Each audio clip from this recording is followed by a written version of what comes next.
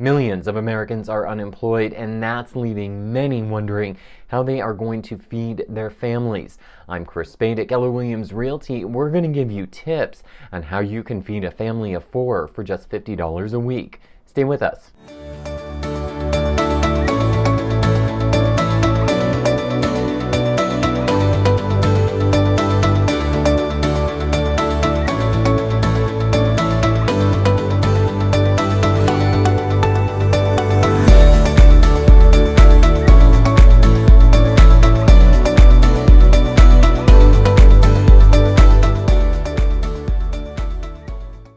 Thank you so much for checking out my YouTube channel. If you would, hit that subscribe button, that little red button, so that way you get notified every single time we drop new content, which by the way is Tuesday. If you give me a little thumbs up, I sure would appreciate it. Make sure you click that bell. Again, that gives you the little notification that we drop new content, and like I said, we do that every Tuesday. Now, let's get on to our topic, feeding a family of 4 on $50 a week.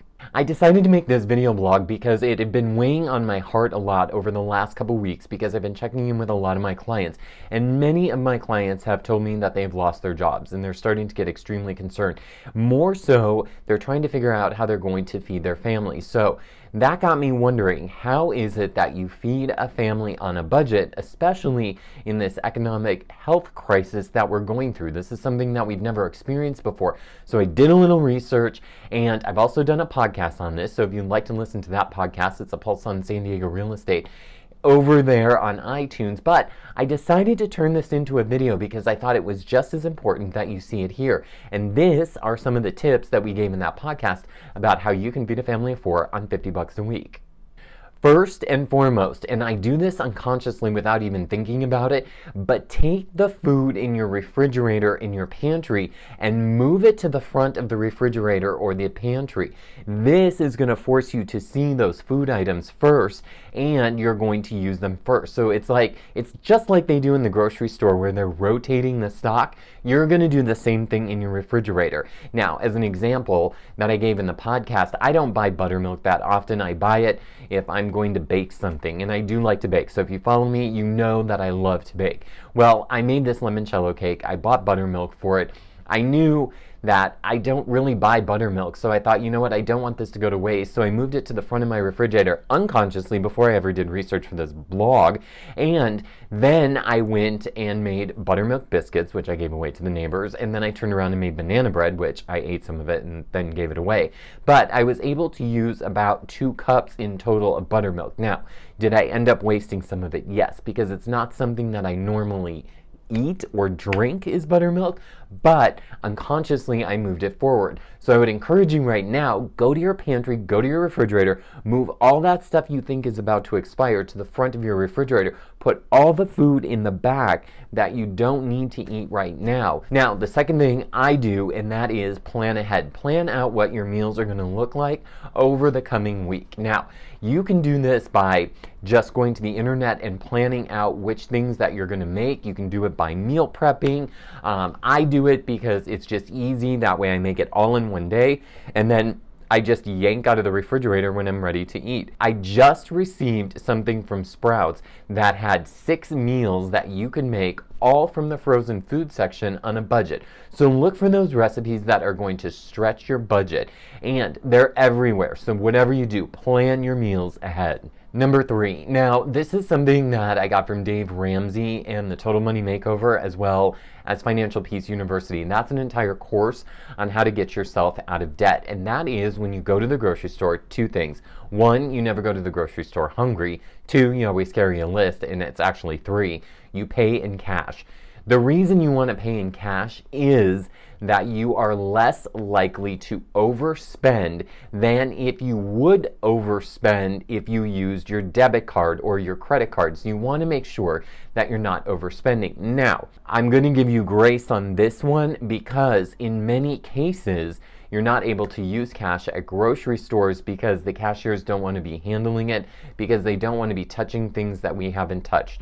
So what you could do as an alternative to using cash is buy yourself a gift card to your favorite store. Load it up with $50 a week that you can just buy 1 gift card at the store, load it up for $50 a week, and then when you go home, load it back up online, so that way when you go to the grocery store, you've always got it and it works exactly like cash. So you're swiping the gift card instead of swiping your debit card. So if you can't carry cash, which most grocery stores are not allowing you to carry cash, just use this. It's one tip and trick that I just randomly thought of, so see if that helps you. Now, the other thing I think is a really good thing to do is shop weekly. Don't buy your fruits and vegetables all at once, unless you know that you're going to be eating them quite frequently. Now, I eat a lot of fruits and vegetables, so I go and I buy them weekly. Now, I will buy my proteins ahead of time because I throw them into the refrigerator and freezer, and I let them sit there for a while, and I'm okay with that. But one of the things I'll do is I'll go to Costco, I'll buy my chicken, I'll break those packages up, and I'll only take out what I need and what I'm going to use. So if you do that, that's okay. But if you're going to go buy vegetables, do it weekly. And if you can, support local farmers markets, because you're not paying the produce to be shipped in. It's just going from the farm to your table. So chances are, the food coming from Escondido is not going to cost you as much as if it would be coming from somewhere else around the country. So whenever you can, shop weekly and shop local.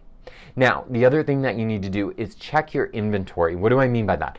Go to your pantry and check to see how much pasta do you have? How much pasta sauce do you have? Are you going to be eating it in that next week? Don't overbuy and spend on things that you don't need. What you want to do instead, check the inventory, make a list of only the things that you need. Whatever you do, do not buy anything that is not on that list. Last tip I have for you, buy in bulk. Buy things like rice and beans and those kinds of things in bulk. Now, I'm not talking about hoarding, I'm talking about buying in bulk. This way, it stretches your dollar further and you're getting good, healthy, nutritious food. Some things that you can buy, bags of lentils, bags of beans that you can soften up on the counter overnight, rice. You can do almost anything, quinoa. Make sure you have those things on hand because not only are they healthy for you in complex carbohydrates, but they're also very inexpensive. I hope this has been a help to you. If you have any questions about trying to save a little money here and there and feeding your family on $50 a week, feel free to reach out to me, 619-818-2992. Now, by no means, disclaimer, I'm not an expert in this area. So if you are and you would like to come on my podcast or you'd like me to give you an interview, I would love to do that. That'll do it for this episode. Thanks so much for watching, everyone. Please don't forget to hit that subscribe button. I'll see you later. Bye-bye.